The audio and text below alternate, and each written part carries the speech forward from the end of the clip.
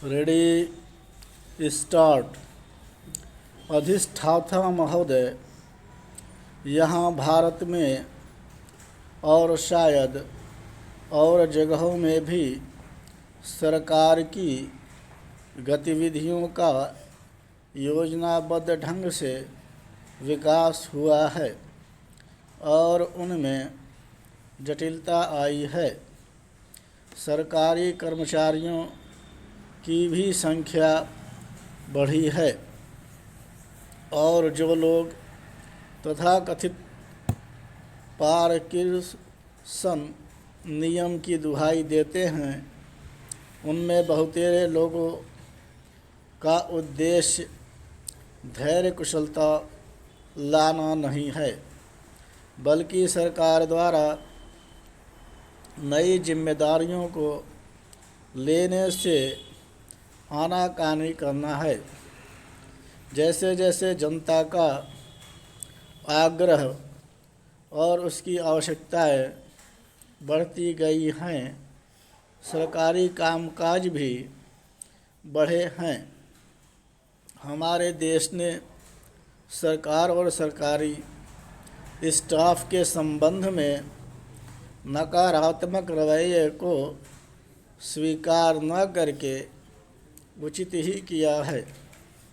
अगर सरकार को जनता के लिए और ज़्यादा काम करने हैं तो उसके कर्मचारियों को सरकारी नीतियों और कार्यक्रमों को माध्यम के रूप में लागू करने हेतु पहले से अधिक सजीव और रचनात्मक योगदान देना होगा।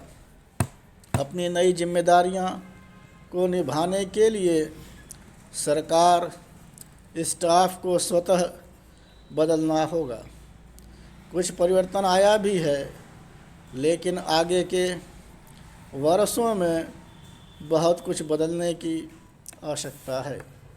प्रशासनिक तंत्र का कार्य यथास्थिति और व्यवस्था बनाए रखने की अपेक्षा अब विकास को गति को बनाए रखना अधिक हो गया है। योजना कार्यों को लागू करने में कुशल और तकनीकी दृष्टि से दक्ष व्यक्तियों का अब और अधिक महत्व है। इसके लिए ऐसा करना है कि पहले की स्वयं सिद्ध मानी जाने वाली बातें भी काम में रुकावट न बनने पाएँ। साथ ही साधारण प्रशासक को स्वयं भी आर्थिक और तकनीकी तत्वों की ज़्यादा गहरी जानकारी होनी चाहिए। आज प्रत्येक देश में विशेषज्ञों और साधारण प्रशासकों के बीच संघर्ष की स्थिति पाई जाती है। हमारा उद्देश्य यह होना चाहिए कि देश को इन दोनों से सर्वोत्तम लाभ मिल सके। कभी कभी मुझे पता चलता है कि हमारे विशेषज्ञ पर्याप्त विशेषज्ञता से मुक्त नहीं होते और वे आपसी लड़ाई झगड़ों तथा अपने को औरों से श्रेष्ठ समझने की मानवोचित दुर्बलता से भी ऊपर नहीं होते।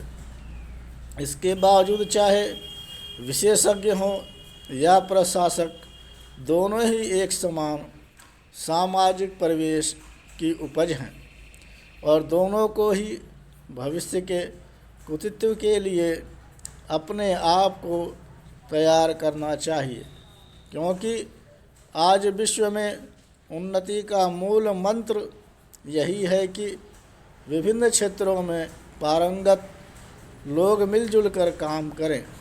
हमें इस परिप्रेक्ष्य में ध्यान में रखकर ही विभिन्न प्रकार के सरकारी स्टाफ की भर्ती व प्रशिक्षण की नीतियों पर पुनर्विचार और करना चाहिए।